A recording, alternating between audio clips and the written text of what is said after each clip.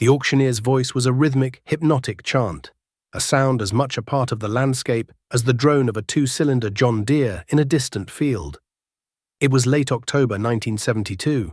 The air held the sharp, clean scent of harvested corn stubble and the faint, melancholy smell of wood smoke from a neighbor's barrel. But here, on the Vance farm, the air was thick with the smells of finality. Dust kicked up by shuffling boots, stale coffee from the church lady's concession stand, and the cold, metallic scent of machinery sitting idle for the last time.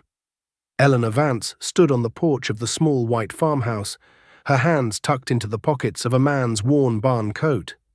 Her late husband, Tom, had been gone 6 weeks. A heart attack, sudden and brutal, had taken him right off the seat of his Farmall M while he was raking hay. The community had done what communities do. They brought casseroles, offered condolences, and the men finished Tom's haying. But now the casseroles were gone, and the reality of a farm without its farmer had settled in like the coming winter frost. The auction was her concession to that reality.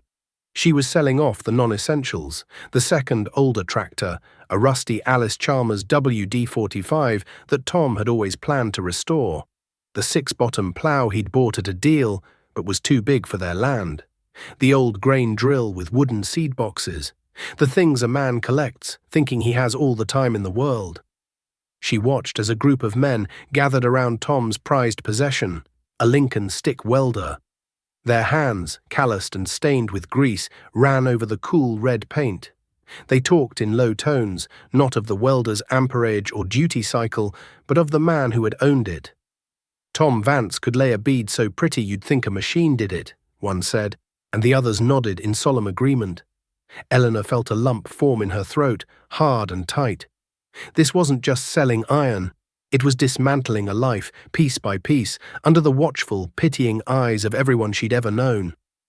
A cloud of dust announced the arrival of a new, gleaming Ford F-250. It pulled in with an arrogance the Vance farm had never known, its chrome bumper reflecting the pale autumn sun. Frank Miller stepped out, leaving the driver's side door ajar. He was a big man, his frame straining the seams of a new denim jacket. He surveyed the scene not with the quiet respect of a neighbor, but with the sharp, calculating gaze of a man smelling opportunity. Frank had inherited his father's 160 acres 5 years back and had been on a tear ever since. He was the first in the township to buy a brand-new John Deere 4020 with a cab and a radio. He farmed fence row to fence row, borrowed heavily from the bank in town, and talked loudly at the co-op about efficiency and economies of scale. He saw farmers like Tom Vance as relics, dinosaurs clinging to a past that was being ploughed under by progress. He bypassed the machinery and walked straight up the porch steps to Eleanor. He took off his seed corn cap, revealing a full head of dark, slicked-back hair. "Eleanor," he said, his voice a little too loud, a little too smooth. "Sorry for your loss. Tom was a good man, a hard worker." "Thank you, Frank," she said, her voice steady. She didn't offer him a seat. "Look," he said, getting straight to it. "This is a sad business, selling a man's tools. It ain't right." He gestured vaguely at the crowd. "Why don't you let me make this easy on you? I'll give you a fair price for the whole works, the land, the barn, the house, the cows, everything. Cash offer. You can move into town, get a nice little place, no more of this worry." His offer hung in the air between them, smelling of condescension. He was offering to erase Tom, to erase their 30 years of work, as if it were nothing more than an item to be crossed off a list. He saw a grieving widow, helpless and alone. He didn't see the woman who had helped pull calves in the dead of winter, who could drive a tractor as straight a line as any man, who knew the milk records of every one of her 23 Holstein cows by heart. "The land isn't for sale, Frank," she said, her gaze unwavering. "Neither are the cows or the barn. I'm just selling the extra equipment."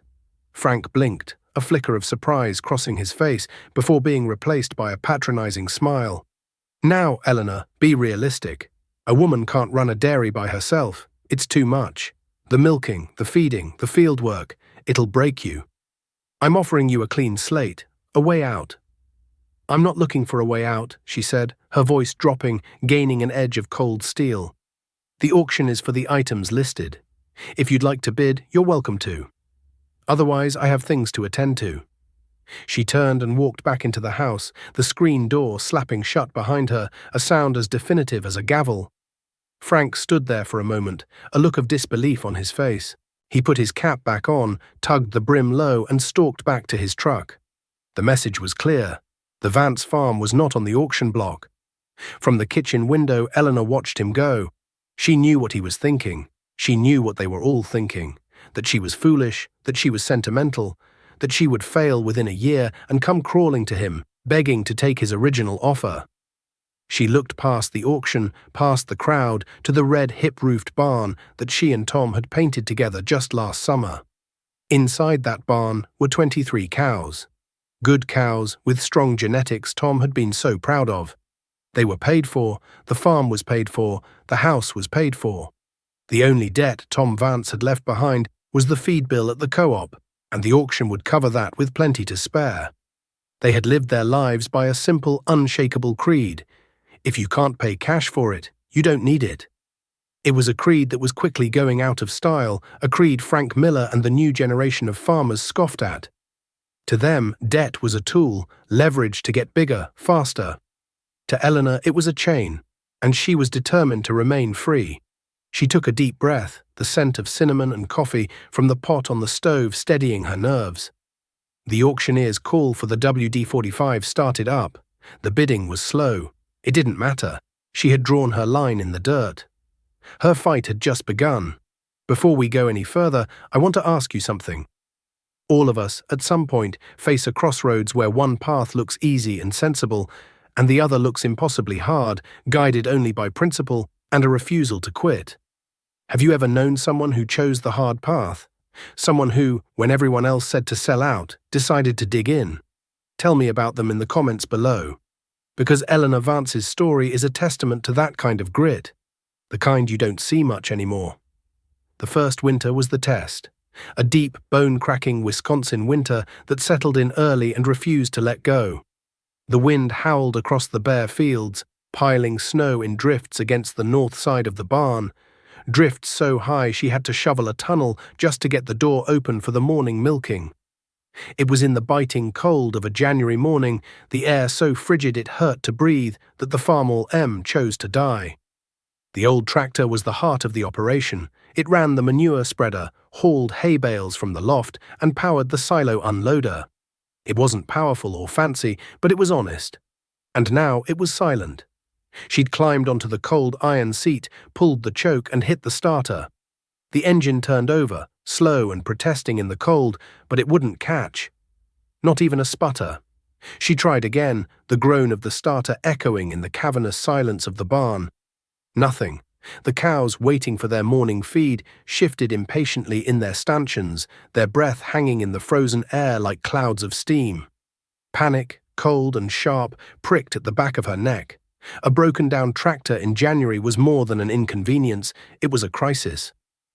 Calling a mechanic from town would cost a fortune and take days. She had neither the money nor the time. She slid off the seat, her boots crunching on the frosted concrete floor.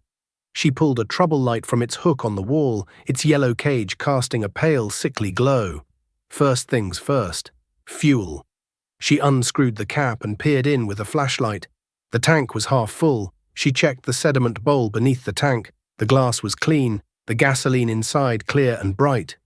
It wasn't a fuel problem. That left spark. Tom had taught her the basics. Fuel, spark, and air, he'd say. An engine only needs 3 things to run. She pulled the wire off the number 1 spark plug, held the metal end a 1/4 inch from the engine block, and cranked the starter again. No blue spark jumped the gap. Nothing. Her heart sank. It was an ignition problem, deeper, more complicated. It had to be the magneto. The Farmall M didn't have a modern distributor and coil system. It had a self-contained International Harvester H4 magneto, a complex little box of gears, magnets, and points that generated its own spark. It was reliable as an anvil, but when it failed, it was a mystery to most. She stared at the red cast-iron magneto bolted to the side of the engine block. It might as well have been the engine of a spaceship. She felt a wave of despair wash over her. This was it. This was the moment Frank Miller and all the others had predicted. The moment she would have to give up, pick up the phone, and admit defeat. Then she thought of Tom. She could almost hear his voice, calm and steady. "Just take it one step at a time, Ellie. Think it through." She wouldn't quit. Not yet. She went to the workshop, a small, heated room Tom had built off the side of the machine shed. His tools hung in perfect order on a pegboard wall, their outlines traced in black marker. Wrenches, sockets, pliers, gauges. A lifetime of fixing things. She found his service manual for the Farmall, its pages soft as cloth, stained with the grease of his fingerprints. For the next hour, she sat at the sturdy wooden workbench, the book open, a cup of coffee growing cold beside her. She read about impulse couplings and breaker points, about condensers and rotor caps. The diagrams were complex, but the language was straightforward. She read the troubleshooting section twice, then a third time. With a new sense of purpose, she gathered the tools she would need: a half-inch wrench, a screwdriver, a set of feeler gauges. Back in the cold barn, she set to work. The two bolts holding the magneto to the engine were tight, frozen by years of heat and rust. She put all her weight into the wrench, her knuckles white, a grunt escaping her lips as the bolt finally broke free with a sharp crack. She carefully removed the magneto, heavy and cold in her hands, and carried it back to the workshop like a sacred object. On the bench, under the bright worklight, she removed the 4 screws holding the cap. Inside, the components were small and intricate. She saw the breaker points Tom had told her about. They were supposed to have a tiny gap between them, opening and closing as the engine turned. These were pitted and blackened, fused together with carbon. There was the culprit. She didn't have new points, and the parts store in town was 20 miles away. But the manual showed how to clean and reset them in an emergency. She took a small ignition file from Tom's toolbox and, with painstaking care, filed the surfaces of the points until they were smooth and shiny. Then she took the feeler gauge. The book said the gap should be 15 thousandths of an inch. She found the thin metal blade marked Joe 15 and adjusted the points until the gauge slid between them with just a slight drag. Reassembly was the trickiest part. The magneto had to be timed correctly to the engine, or it would spark at the wrong moment. The book explained how to listen for the snap of the impulse coupling as she turned the engine over by hand to find top dead center on the number 1 cylinder. She followed the instructions to the letter, her breath held tight in her chest. With the magneto bolted back in place and the wires reconnected, the moment of truth arrived. She climbed back onto the iron seat, her hands trembling slightly, not from the cold, but from a mixture of hope and fear. She pulled the choke, took a deep breath, and hit the starter. The engine turned once, twice, and then, with a loud bark that echoed through the barn, it roared to life. Billows of white smoke poured from the exhaust pipe as the old Farmall settled into its familiar, rumbling idle. Tears of relief and triumph welled in Eleanor's eyes, freezing on her cheeks in the cold air. She had done it. She had faced the crisis alone and won. It was a small victory, one no one else would ever see or appreciate, but as she sat there, listening to the steady rhythm of the engine she had brought back to life, it felt like the most important victory of her life. The gossip at the feed store could wait. Frank Miller and his smirking confidence could wait. Today she had kept the heart of her farm beating. The years that followed that first winter settled into a rhythm of relentless work, dictated by the seasons and the needs of her growing herd. The early 1970s were a strange time in farming. On the national news, they talked about détente with the Soviet Union, but in the heartland, the big news was something they called the Great Grain Robbery. In 1973, the Soviets, facing a massive harvest failure, secretly bought up nearly a quarter of the American wheat crop. Prices for corn, soybeans, and wheat shot through the roof overnight. For cash grain farmers, it was like winning the lottery. For a dairy farmer like Eleanor, it was a double-edged sword. The price of milk went up, but the cost of the grain she had to buy to supplement her cow's feed went up even more. Her margins, already thin, were squeezed until they were nearly transparent. This was the environment where men like Frank Miller thrived. The boom in land values and crop prices was fuel for his ambition. With the banks eager to lend against inflated assets, he mortgaged his original farm to the hilt and bought the 200 acres bordering Eleanor to the west. He tore out the old fence rows, creating vast open fields that his new equipment could devour. He traded in his John Deere 4020 for the new King of the Fields, a massive International Harvester 1466 Turbo. It was a beast of a machine, with dual rear wheels, a gleaming red paint job, and a black stripe down the hood that made it look like it was moving even when it was standing still. From her kitchen window, Eleanor could see it crawling across the horizon, its air-conditioned cab a glass box of comfort, the sound of its turbocharged diesel engine a low, constant rumble of power and debt. He bought a new 6-row corn planter, a giant chisel plow, and a self-propelled combine that could harvest more in a day than Tom's old pull-type could in a week. Frank was the talk of the township. Men would gather at the co-op, their voices a mix of awe and envy. "Did you see the rig Miller's running now? Must have set him back $40,000, one would say. "Yeah, but he's farming nearly 600 acres. You got to spend money to make money," another would reply.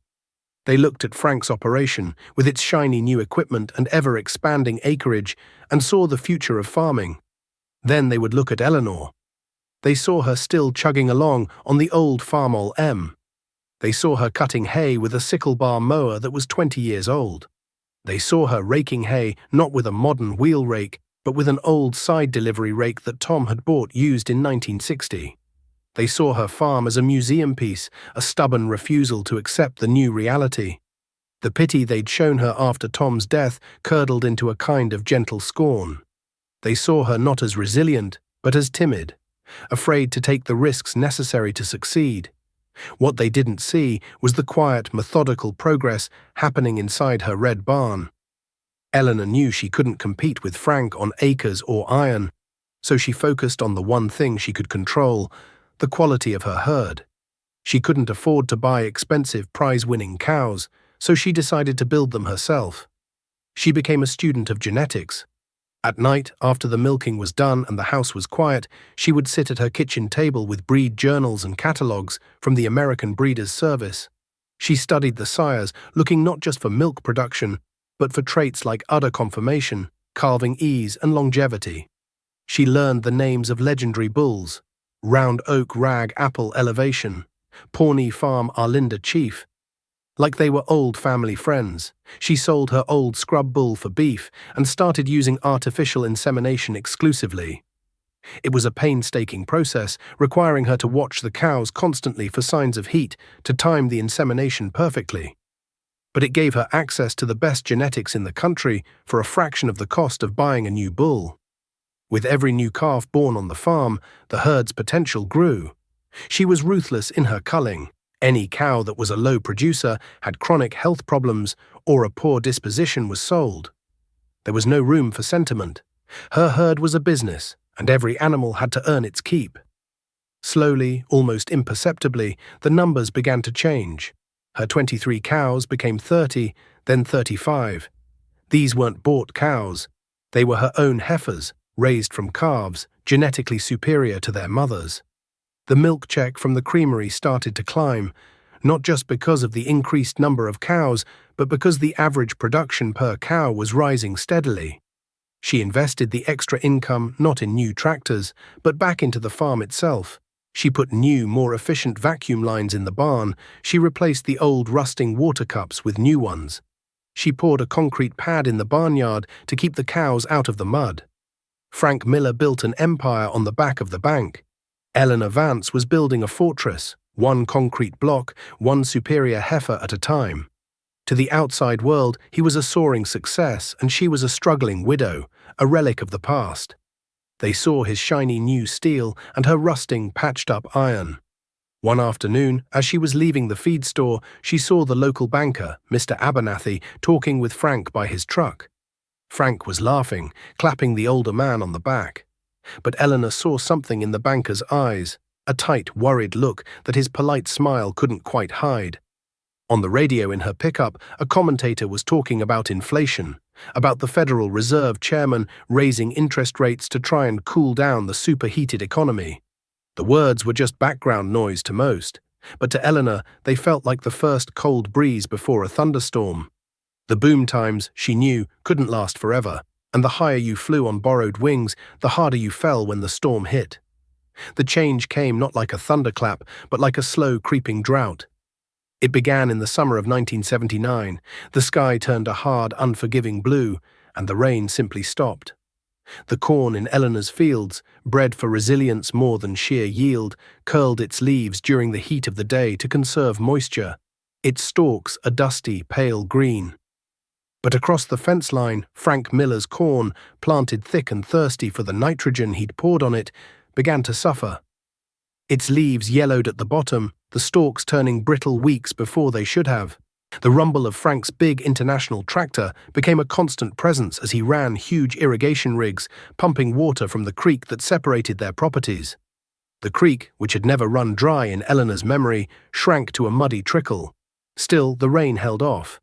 That fall, the yields were a disaster across the county. Eleanor's harvest was down by a third, a painful but survivable blow. Frank's was down by more than half. The miracle corn, so dependent on perfect conditions and chemical inputs, had withered on the stalk. The whispers at the co-op started to change. The awe in the men's voices was replaced by a worried tension.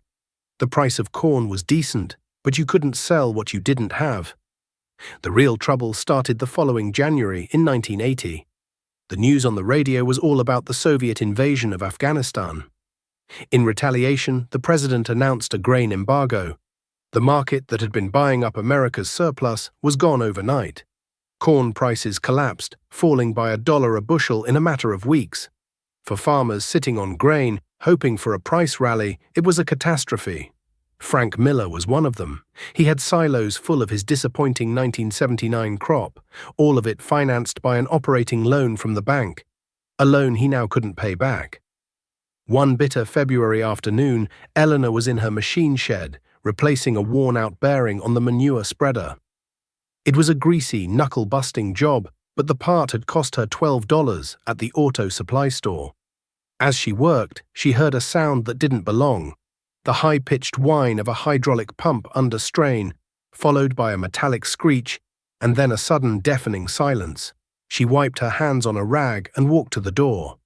Out in the middle of his frozen, snow-dusted field, Frank's giant IH-1466 sat motionless. A dark stain was spreading on the white snow beneath it. He climbed down from the cab, a small, frustrated figure against the vast, empty landscape. He kicked one of the massive dual tires, his anger a visible, useless thing. He was out there for an hour in the biting wind, tinkering with the engine before the dealership's service truck finally arrived. Eleanor watched from a distance as the mechanic, a young man in clean overalls, shook his head. They couldn't fix it in the field.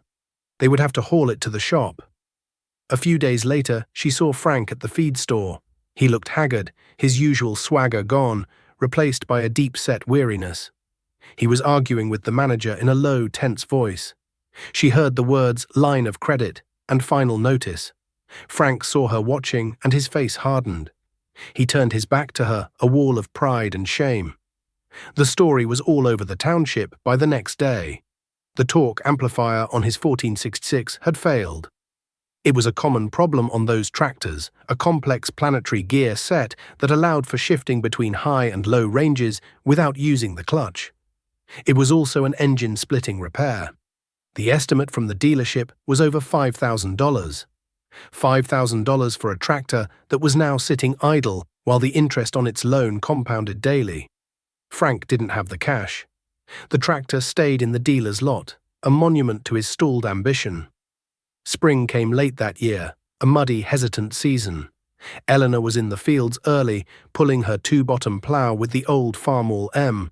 The tractor's engine, the one she had brought back from the dead, chugged along with its steady, reliable rhythm. It was slow work, but it was honest work. As she made her passes, she looked over at Frank's land. The great expanse of it lay untouched. The dead corn stubble from the year before was a testament to a coming failure. Weeds were already beginning to sprout. His big chisel plow sat rusting by the side of the field. Without his main tractor, he couldn't do his spring tillage. The first cracks in his empire were showing, not as a dramatic collapse, but as a slow, inexorable decay. It was the sight of weeds growing where corn should be, the silence where a powerful engine should have roared. It was the look of a man who had flown too close to the sun, his wings of credit and leverage now melting in the heat of a new, harsher economic reality. The storm that Eleanor had sensed finally broke in the early 1980s. It wasn't a storm of wind and rain, but of numbers on ledger sheets and notices in the mail. The Federal Reserve, in a desperate war against inflation, cranked interest rates to levels not seen since the Civil War. The prime rate, the number that banks based their loans on, soared to over 20%. For farmers like Frank Miller, who lived on variable rate operating loans, it was a death sentence. The value of his land, the very foundation of his borrowing power, plummeted. A piece of ground he had paid $3,000 an acre for in 1978 was now worth less than half that, but the loan he had taken out to buy it remained the same.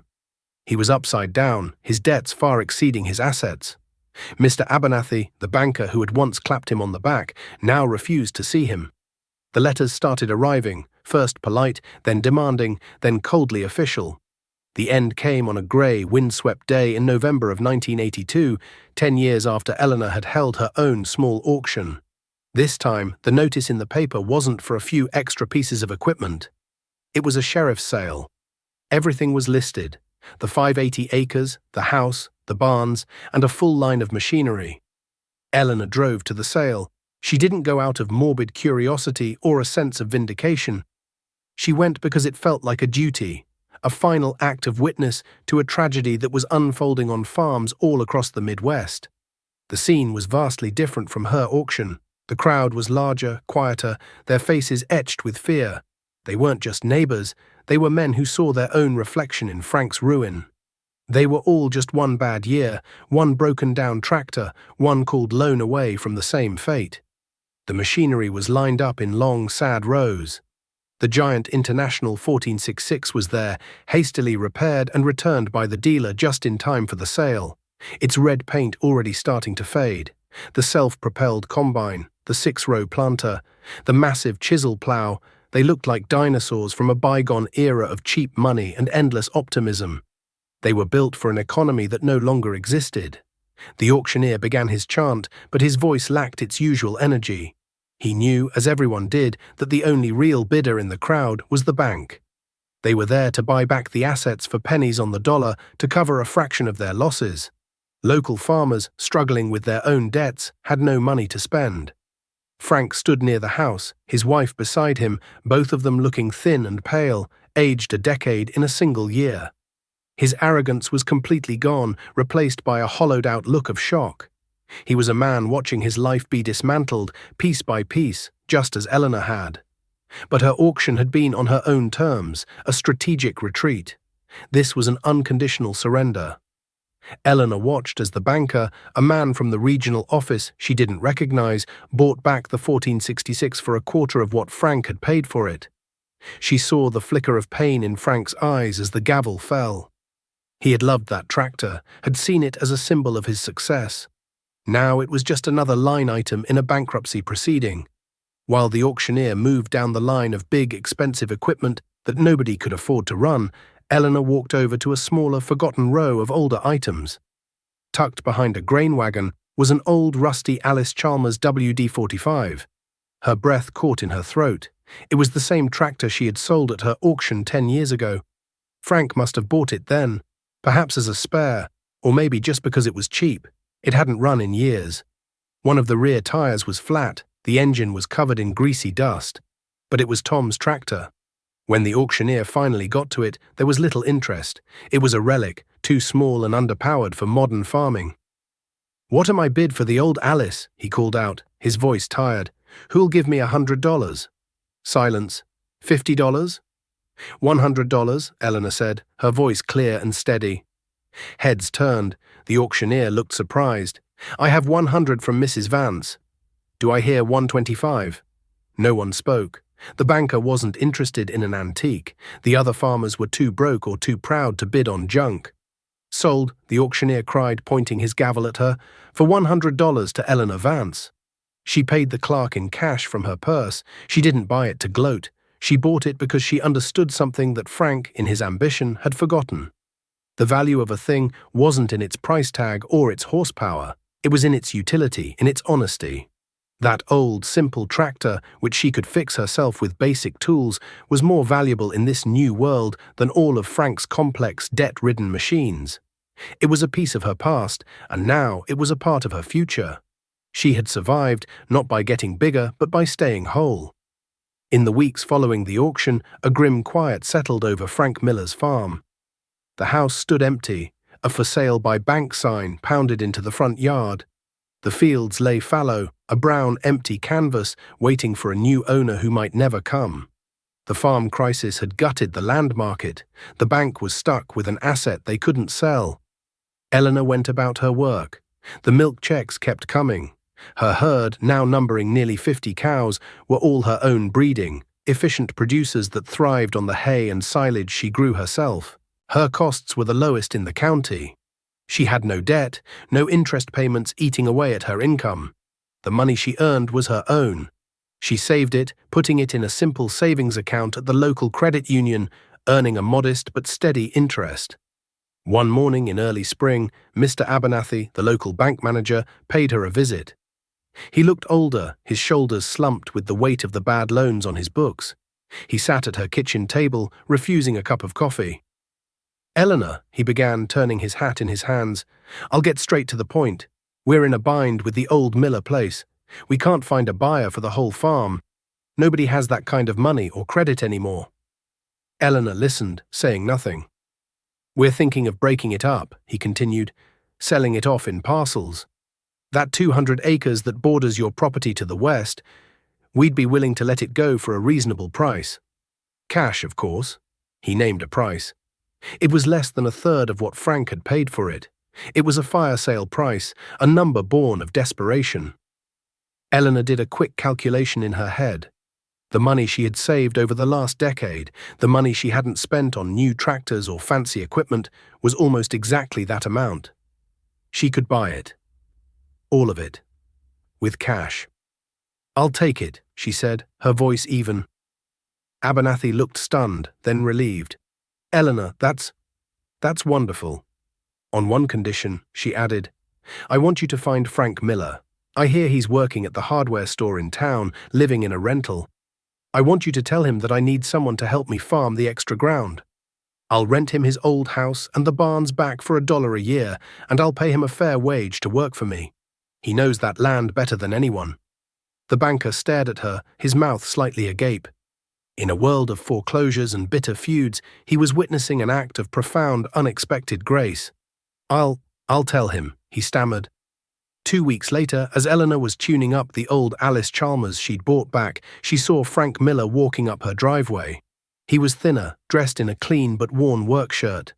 The arrogance was gone, replaced by a deep, humbling uncertainty. He stopped a few feet away from her, unable to meet her eyes. "Mr. Abernathy told me about your offer," he said, his voice raspy. "I don't understand. After everything—" Eleanor wiped a spot of grease from a spark plug with a rag. "There's too much work here for one person, Frank," she said simply, looking at the tractor engine, not at him. "And you need a job. The land needs a farmer. It's just practical." She was offering him more than a job. She was offering him a chance to reclaim a piece of his dignity, to work the very soil he had lost. Not as a master, but as a steward. Tears welled in Frank's eyes. "Thank you, Eleanor," he whispered. I won't let you down." The community watched, astonished, as Frank Miller moved back into his old house and started working for the woman they had all once pitied. He drove her second tractor, the old Farmall M, while she drove the Alice. Together they ploughed and planted the 200 acres. He brought his knowledge of modern hybrids and fertilizers, and she tempered it with her hard-won wisdom about risk and sustainability. They didn't always agree, but they worked. The land healed, and in a way, so did the man. The years passed. The 1980s gave way to the 90s. The farm crisis ended, and a fragile stability returned to the heartland. Eleanor's farm, now larger but still debt-free, became a quiet model of success. Her son, David, who had left for the city years ago, came home with his own family. He had seen the fragile promises of the corporate world and wanted something more tangible for his children. One warm summer evening, Eleanor sat on the porch swing with her 10-year-old grandson, watching the fireflies dance over the hayfield. The boy, whose hands were already showing the first signs of calluses from his farm chores, looked up at her. "Grandma," he asked, "why do we still use the old M tractor? Dad says we could afford a new one with a cab and air conditioning." Eleanor smiled, the wrinkles around her eyes deepening. She pointed to the red tractor parked by the barn, its metal glowing in the twilight. "That tractor," she said, "taught me the most important lesson there is. Your Grandpa Tom and I, we bought it with cash. We owned it. It never owned us." She paused, gathering her thoughts. Some people look at a new machine and see power and progress. But too often, it comes with a bank loan. And a loan can be a chain. It ties you to the banker, to the price of corn, to the weather. It makes you farm scared. That old tractor, it's honest. If it breaks, you can see the broken part. You can understand it. You can fix it with your own 2 hands. It keeps you free. She looked out over the fields, now hers, stretching to the west. She could see the light on in Frank Miller's house, where he still lived, now as her farm manager and a trusted friend. Her legacy wasn't in the number of acres she owned or the size of her milk check. It was in this quiet, hard-won freedom. It was in the land, healthy and paid for. It was in the wisdom she could now pass down, a truth as solid and enduring as the old iron sitting in the barn, waiting patiently for the next day's work.